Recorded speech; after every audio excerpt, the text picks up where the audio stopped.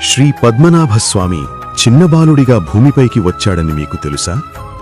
ఒక భక్తుడి కోపం వల్ల ఆయన అదృశ్యమయ్యాడని తెలుసా? కాని ఆ తరువాత జరిగింది చరిత్రనే మార్చింది. చివరి వరకు తప్పకుండా వినండి. ఎన్నో శతాబ్దాల క్రితం కేరళ అరణ్యాల్లో విల్వమంగళం స్వామియార్ అనే మహాభక్తుడు తపస్సు చేసేవాడు. ఆయనకు దేవుని సాన్నిధ్యాన్ని గుర్తించే దివ్య శక్తి ఉండేది.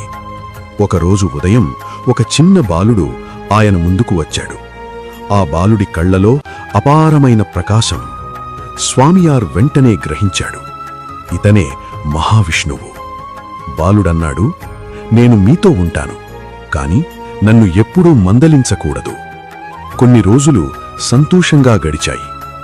ఒకరోజు పూజ సమయంలో స్వామియార్ ఆరాధిస్తున్న శాలిగ్రామాన్ని ఆ బాలుడు తీసుకొని తన నోటిలో పెట్టుకున్నాడు. అది చూసి ఒక్కసారిగా కోపంతో మాట్లాడాడు. ఆ క్షణంలోనే బాలుడు అదృశ్యమయ్యాడు. అప్పుడు ఆకాశవాణి వినిపించింది, మళ్ళీ నన్ను చూడాలంటే అనంతం కాడుకు రా. స్వామియార్ అడవులు దాటి ఆకలితో అలసటతో ఎన్నో రోజులు నడిచాడు. చివరకు సర్పాలు సంచరించే పవిత్ర అరణ్యం అనంతం కాడు చేరుకున్నాడు.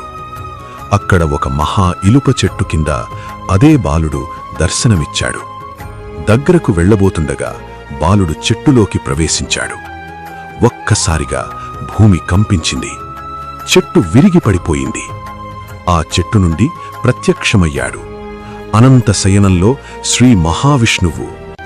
ఆయన రూపం అంత విస్తారంగా ఉంది, ఒకే చూపుతో పూర్తిగా చూడటం అసాధ్యం. స్వామియార్ కన్నీళ్లతో ప్రార్థించాడు, ప్రభూ, ఇలా ఎలా పూజించగలను? దయతో భగవంతుడు తన రూపాన్ని చిన్నదిగా మార్చి భక్తునికి దర్శనమిచ్చాడు.